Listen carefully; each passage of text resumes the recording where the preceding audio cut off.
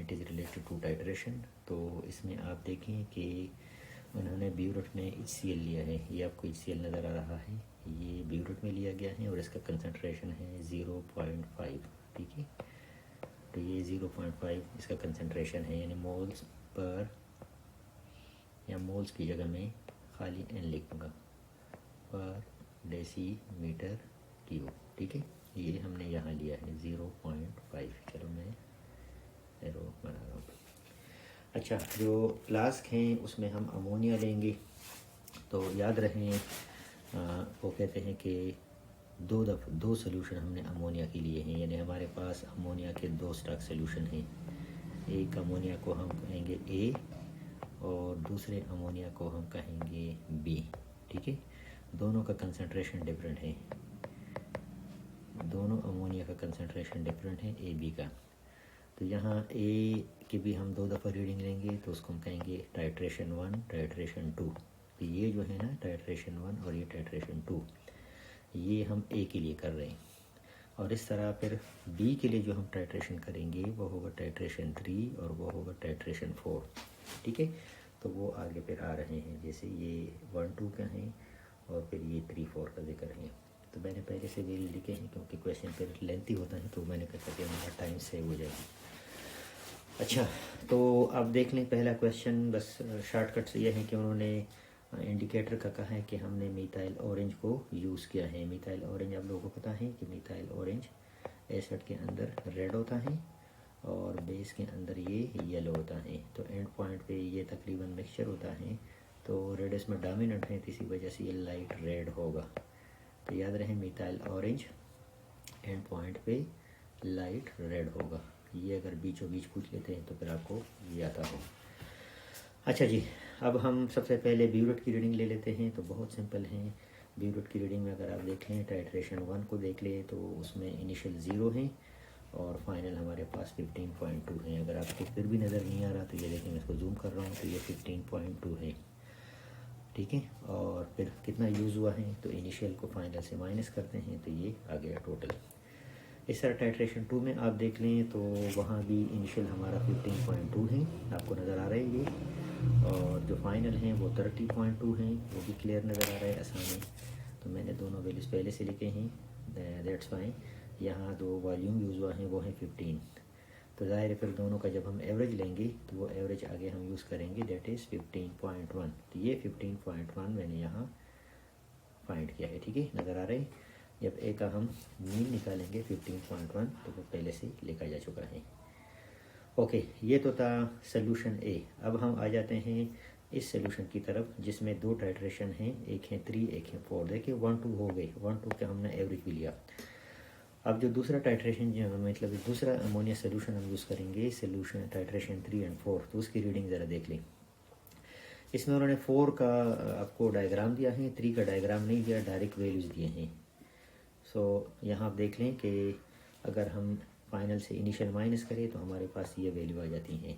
Titration 4 again आपको यहाँ से रीडिंग लेना होगा, तो इनिशियल आपके पास 0.6 है, यू कैन सी ये 0.6 है, और फाइनल आपके पास 35.5 बन रहा है, ठीक है। तो मैंने ऑलरेडी वो लिखा हुआ है। और यहाँ जो डिफरेंस आएगा वॉल्यूम यूज्ड, वो हमारे पास बन रहा है 34.9 सेंटीमीटर क्यूब। फिर इसका एवरेज लेना है तो वो ऑलरेडी मैं यहाँ ले चुका हूँ 34.8। अच्छा स्टूडेंट, यहाँ से आप देख लेना कि एक एक्सपेरिमेंट में ज़्यादा अमोनिया यूज़ हुआ है और एक में कम। अब जिसमें ज़्यादा अमोनिया यूज़ हुआ है इसका मतलब है कि उसमें अमोनिया के मोल्स कम हैं, तभी तो ज़्यादा वॉल्यूम यूज़ हो रहे हैं। तो यहाँ कंसनट्रेशन लो है, और जिसमें ज़्यादा अमोनिया है उसका थोड़ा सा वॉल्यूम भी काफ़ी है एसिड को न्यूट्रलाइज करने के लिए, तो इसका कंसंट्रेशन हाई है। और तकरीबन दोनों का रेशो भी अगर आप देख ले तो एक दूसरे के डबल या डबल से थोड़ा सा ज़्यादा आ रहा है, ठीक है। यानी ए में और बी का जो रेशो है वो इस तरह है कि अगर ए में सपोज़ 15.1 वॉल्यूम यूज़ हो रहा है, देखें मोल्स और वॉल्यूम तो आपस में इन्वर्स हैं कंसंट्रेशन के साथ। अब अगर वॉल्यूम ज़्यादा यूज़ हो रहा है तो इसका मतलब है कंसंट्रेशन लो है, ठीक है।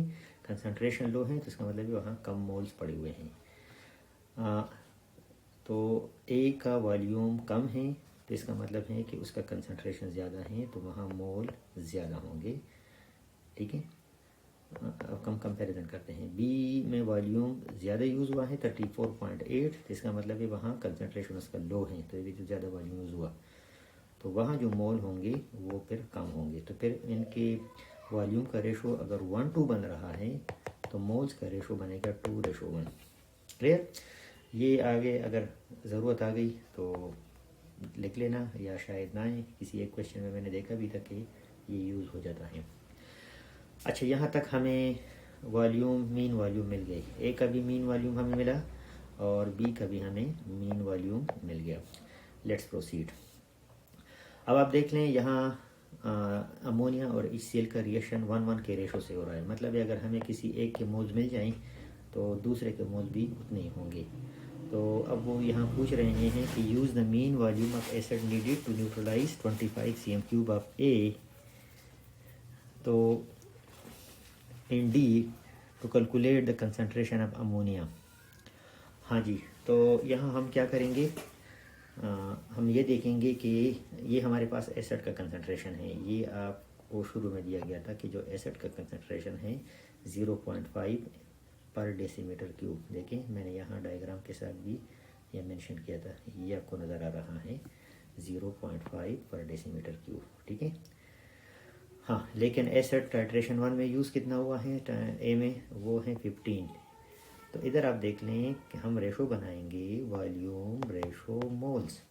अगर 1000 cm³ में, यानी फॉर HCl अगर 1000 cm³ में हमारे पास मोल्स 0.5 हैं, तो फिर जो 15.1 वॉल्यूम यूज़ हुआ है, ये तो स्टॉक है 1000, इसमें कितने मोल्स होंगे, तो ये यहाँ हमने फाइंड किए हैं।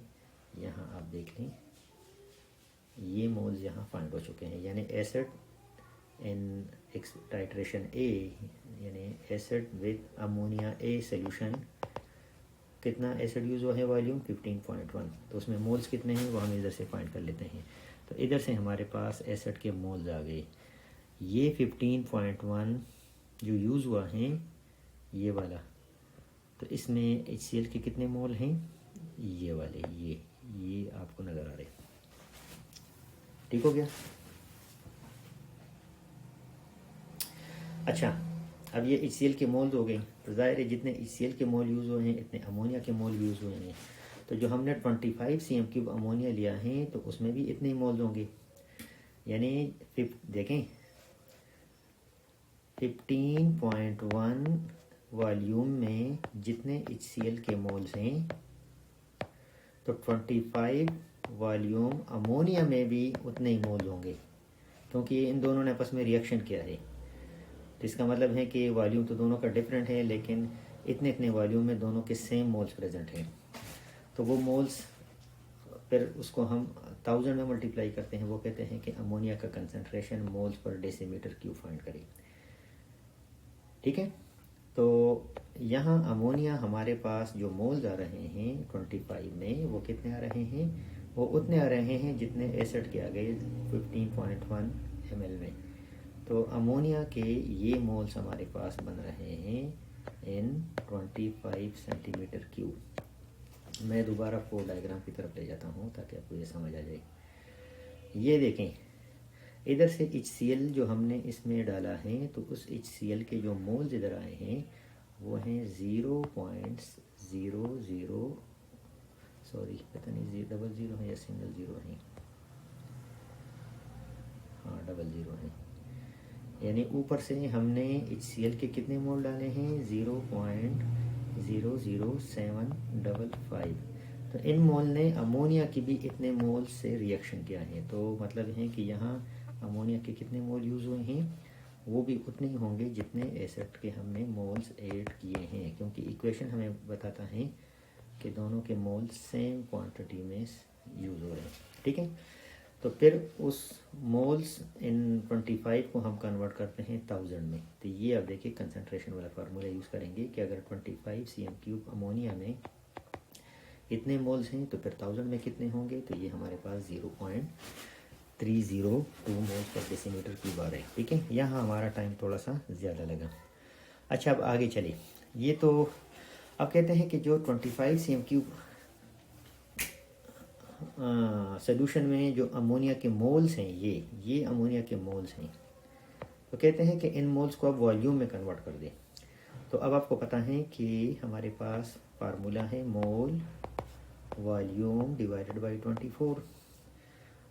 ठीक है, तो हम अमोनिया के मोल्स को कन्वर्ट करते हैं वॉल्यूम में।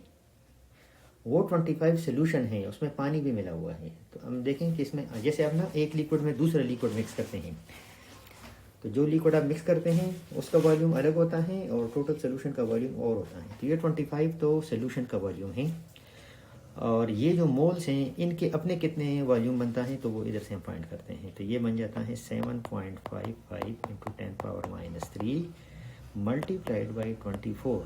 तो इससे हमारे पास वॉल्यूम ऑफ अमोनिया आ जाएगा जो कि 25 cm³ सोल्यूशन में है। तो वो वॉल्यूम डेसीमीटर क्यूब में हमारे पास इतना बनता है। ठीक है, देखिए स्टूडेंट्स, आप लोग साथ पेज रखें, कैलकुलेटर रखें और एक एक स्टेप सॉल्व करते जाएं, क्योंकि ये खाली देखने से भी नहीं होता और अगर आप खुद करते हैं तो तब भी आपसे मिस्टेक हो जाती हैं। तो चलो यहाँ से आप लोग जगह जगह पॉज करते जाएं, और ये एक बार भी नहीं, आप 2-3 बार इसको सुनेंगे तो आहिस्ता आहिस्ता कुछ स्टेप्स आसान होते हैं, वो पहले दफ़ा देखने में वो समझ आ जाएंगे। जो नहीं आते वो नोट डाउन किया करें और आप बाद में मेरे से वो डिस्कस भी कर सकते हैं। अच्छा जी, अगले वाले में वो कहते हैं कि जी पिछले वैल्यूज़ को यूज़ करके आप जो सैंपल बी है अमोनिया का, वो भी हमने 25 cm³ लिया था। मतलब हमने टाइट्रेशन 4 दफ़ा किया है और चारों दफ़ा हम अमोनिया 25 लेते हैं। ऊपर से एसिड जो है वो चेंज होता रहता है। तो बी सैंपल में हमारे पास कितना अमोनिया मौजूद है। आप लोगों को मैंने पहले भी कहा कि अगर हम इधर से देख लें तो इसमें पहले वाले में अगर हम देख लें तो वॉल्यूम कम है, तो इसका मतलब मोल इसमें ज़्यादा है। दूसरे वाले में अगर आप देख लें वॉल्यूम ज़्यादा यूज़ हुआ है। ठीक है, एक मिनट, ये देखिए मैं भी थोड़ा सा इसमें कंफ्यूज हो रहा हूँ। ओके, इसको हम इस तरह कर लेते हैं। वो वैल्यूज इस तरह हो जाती हैं ना कि बीच में बंदा वो हैंग हो जाता है। अच्छा, तो हम एक रेशो यूज़ करेंगे। वो रेशो ये है कि हम लेंगे, ये देखें, ये वाला फार्मूला हम यूज़ करेंगे, volume of ammonia divided by volume of acid. ठीक है, तो ये एक दफ़ा हम ए के लिए ले लेंगे और दूसरी दफ़ा हम बी के लिए ले लेंगे। अब इसमें हम वैल्यूज पुट कर लेते हैं। अब अगर आप देख लें तो एक्सपेरिमेंट ए में आपके पास अमोनिया के कितने वॉल्यूम आ गया, 0.182। तो ये मैंने इधर लिया। और इसके लिए कितना एसिड यूज़ हुआ था, वो 15.1 है, ये देखें इधर से। और दूसरे केस में हमने ये देखना है कि जब हम दूसरे एक्सपेरिमेंट में बी के लिए 34.8 cm³ अमोनिया यूज़ करते हैं, 34.8 ml जब हम एसिड यूज़ करते हैं तो वहाँ कितना अमोनिया यूज़ हो जाता है, तो वो हमारे पास है x।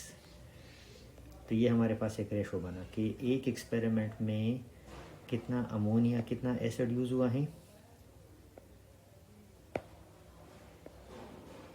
इज़ इक्वल टू दूसरे एक्सपेरिमेंट में कितना मतलब है कि सॉरी ये मैंने उल्टा लिखा,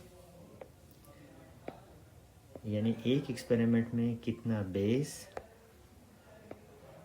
डिवाइडेड बाई कितना एसिड का वॉल्यूम यूज़ हुआ है, दूसरे में कितना बेस और कितना एसिड का वॉल्यूम यूज़ हुआ है। तो एसिड का वॉल्यूम तो हमें पता है मेन वॉल्यूम, लेकिन बेस का वॉल्यूम कितना यूज़ होगा वो इधर से हम फाइंड करते हैं। तो इस मेथड से आपके पास ये आंसर आ जाता है। अब जो दूसरा मेथड है वो काफ़ी लेंथी है। वो लेंथ इस तरह है कि वो आपने फिर क्या करना है कि आप वो वॉल्यूम ले लेंगे, ये वाला। ठीक है, दूसरा मेथड ये है कि आप ये वॉल्यूम ले लें 34.8 cm³ एसिड। ठीक है, इसमें आप मोल्स फाइंड करें। मोल्स आप इस तरह फाइंड करेंगे कि फिर आप लिखेंगे कि जी अगर 1000 में एसिड के मोल्स 0.5 हैं तो